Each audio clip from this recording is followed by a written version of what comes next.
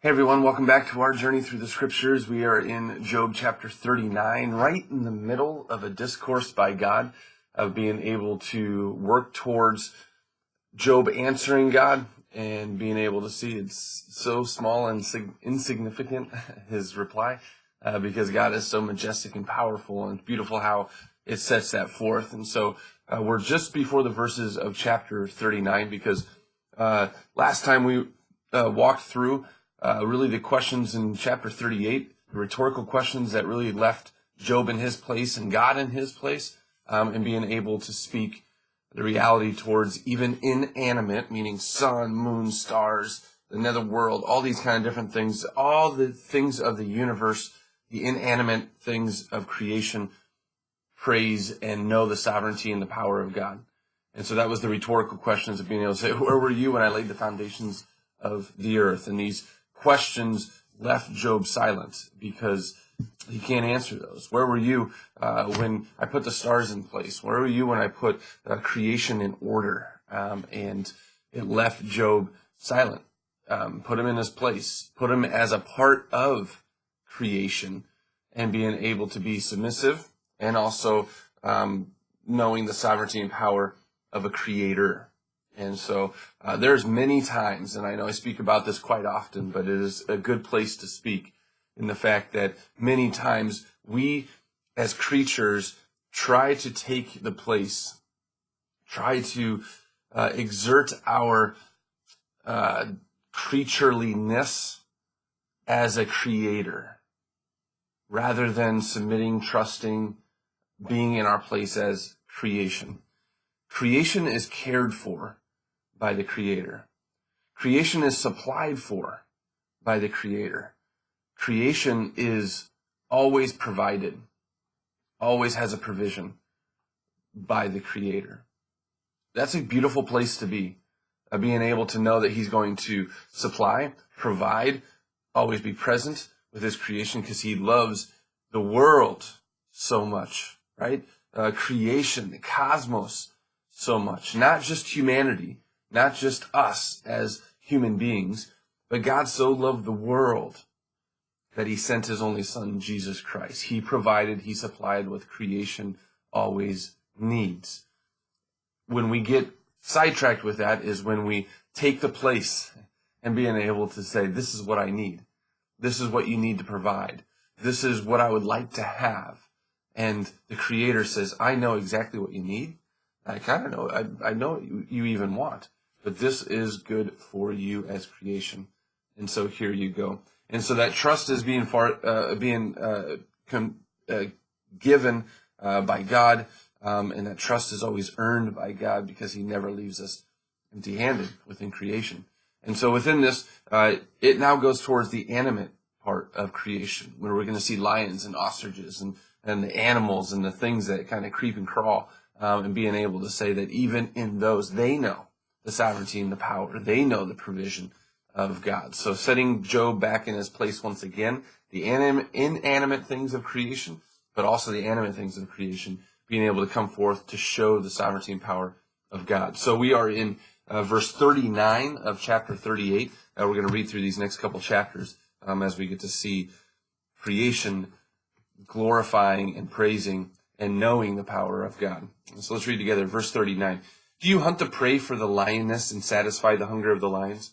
When they crouch in their dens or lie in wait in a thicket, who provides food for the raven when his young cry out to God and wander about for lack of food?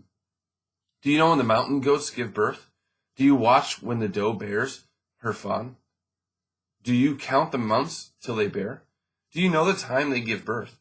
They crouch down and bring forth their young. Their labor pains are ended.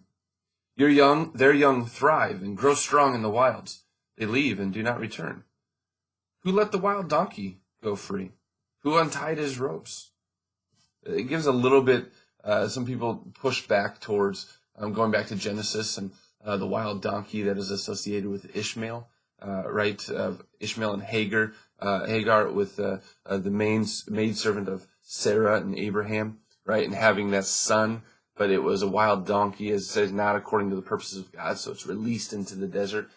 Some people go back to that Who let the wild donkey go free? Who untied his ropes? God knows what is good for us. Verse 6, I gave him the wasteland as his home, the salt flats as his habitat. He laughs at the commotion in the town. He does not hear a driver's shout. He ranges the hills for his pasture and searches for any green thing.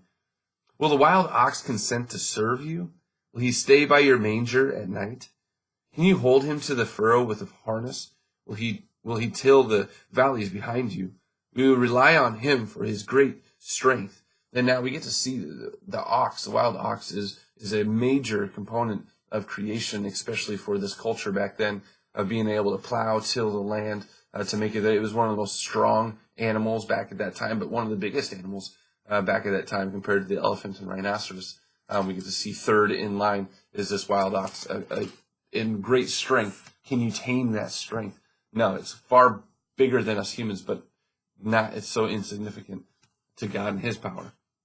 It says here, in halfway through verse 11, will you leave your heavy work to him? Can you trust him to bring in your grain and gather it to your threshing floor? The wings of the ostrich flap joyfully, but they cannot compare with the pinions and the feathers of the stork. She lays her eggs on the ground and lets them warm in the sand, unmindful that a foot may crush them, that some wild animal may trample them. She treats her young harshly as if they were not hers. She cares not that her labor was in vain, for God did not endow her with wisdom or give her a share of good sense. Yet when she spreads her feathers to run, she laughs at horse and rider. She's so great. So lacking of wisdom within the birthing aspect of the story, but laughs at the horse and rider, meaning that that's the fastest that really you understand. But the stork is just so much more majestic in its lack of wisdom. And so you get to see the playings of God in creation. Do you give the horse his strength or clothe his neck with a flowing mane? Do you make him leap like a locust, striking terror with his proud snorting? He paws fiercely, rejoicing in his strength, and charges into the fray. He laughs at fear, afraid of nothing. He does not shy away from the sword. The quiver rattles against his side, along with the flashing spear and lance. In frenzied excitement, he eats up the ground. He cannot stand still when the trumpet sounds. At the blast of the trumpet, he snorts, "Aha!" He catches the scent of battle from afar, the shout of commanders and the battle cry. Does the hawk take flight by your wisdom and spread his wings toward the south? Does the eagle soar at your command and build his nest on high? He dwells on a cliff and stays there at night. A rocky crag is his stronghold. From there he seeks out his food. His eyes detect it from afar. His young ones feast on blood, and where the slain are, there is he. The eyesight of an eagle from God. The wings and the quickness and the incredible speed of the falcon or the hawk from God. Incredible purpose of the horse and its rider and its beauty and its war going to battle from God. You see throughout this chapter being able to say all a part of creation, all the details of creation that he's spreading out here from God, provided by God, supplied by God. So who are you to question God? Setting Job in his place in creation. I know the details of your life. I give the eagle its sight. Why wouldn't I know exactly what you're going through and what you need? Why don't you understand that I will and I do answer you, not because you've asked me to, but because I know you so well, so intimately, so detailed, because you're a part of my creation. He goes on to be able to continue to speak to Job. Job does a short reply, and we're going to finish out chapter 40 here today. Readying ourselves for kind of this next discourse. We're at the end of the discourse at the beginning of 40 here, the first one, and then the second one picks up in the middle of, or in the next couple verses in chapter 40.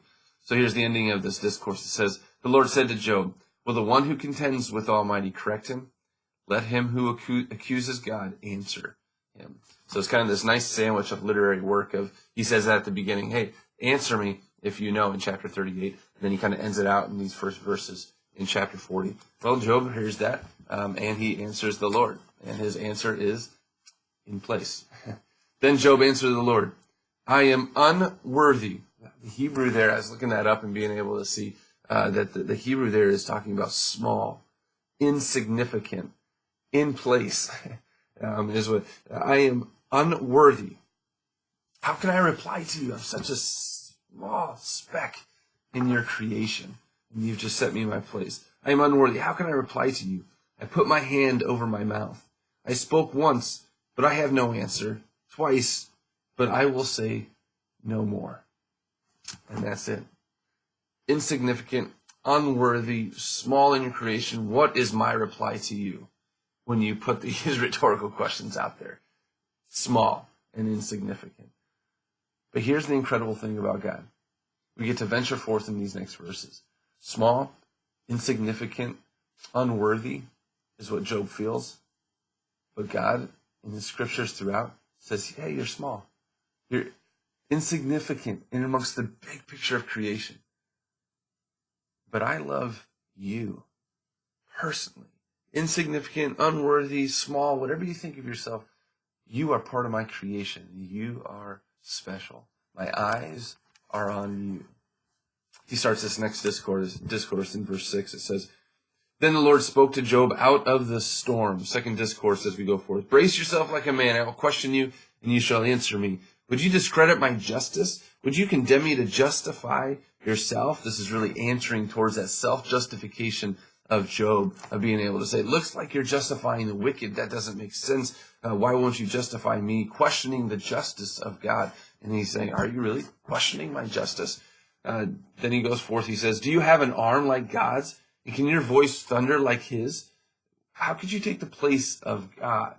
You're not even close to the thundering voice, to the strong arm, to the justice, the overall picture, the eye of God, as we can see here. Verse 10, then adorn yourself with glory and splendor and clothe yourself in honor and majesty. Unleash the fury of your wrath. Look at every proud man and bring him low. Look at every proud man and humble him. Crush the wicked where they stand. Bury them all in the dust together. Shroud their faces in the grave. Then I myself will admit to you that your own right hand can save you. When you can actually bring about judgment of the wicked, all the wicked, throughout the land, then you might have an inkling to be able to talk just about yourself. Puts them in this place. Amazing. Verse 15, look at the behemoth, which I made along with you, and which feeds on grass like an ox, part of creation. What strength he has in his loins, what power in the muscles of his belly. His tail sways like a cedar. The sinews of his thighs are close knit. His bones are tubes of bronze, his limbs like rods of iron. He ranks first among the works of God, yet his maker can't approach him with his sword. So big for creation, so big for you, Job, but that is also just small and pithy for God. He's the one who controls the behemoth. He's the one. You might see it as the biggest part of creation, but it is creation, and Creator has power over him. The hills bring him their produce, and all the wild animals play nearby. Under the lotus plants he lies, hidden among the reeds in the marsh. The lotuses conceal him in their shadow. The poplars of the stream surround him. When the river rages, he is not alarmed. He is secure, though the Jordan should surge against his mouth. Can anyone capture him by the eyes, or trap him and pierce his nose? Good question. And the question is answered in place. Yeah, God can do those things. So if God is in control of inanimate creation, sun, moon, stars, and puts them into place, if God is in control of animate creation, lions and eyesight of the eagle and the hawk and its speed and knows that detail, if the largest part of creation and is that behemoth and Leviathan, as we get to see in chapter 41 next time, if he's in control of that, then Job, who are you? Who are you to question his control, his authority, his power, his sovereignty? Creation doesn't. So how about you? Brothers and sisters, we're set in our place with Job because so many times in our humanity we want to rank ourselves as a top part of creation, as the most in need, as the one who can control or the one who can take matters into our own hands. God is in control. He sees you. And his desire is to provide to supply, and just to continue to love you as part of his wonderful creation. It's great to be in our place because it's great to have God in his place. A God who loves his creation and will do everything for his creation. That means, yes, insignificant, small, what we think of as unworthy me. God doesn't see it that way. You are worthy of his provision. You are supplied because you are part of his creation. He loves you so much that he sent his only son, Jesus, to sacrifice, to die, to rise, to say to you as you look in that mirror today, or as I'm looking at this camera today, hear these words. You are worthy of the Creator's love and provision as a part of his creation. Man, it is good to be in our place in creation, loved by God. Have a blessed day.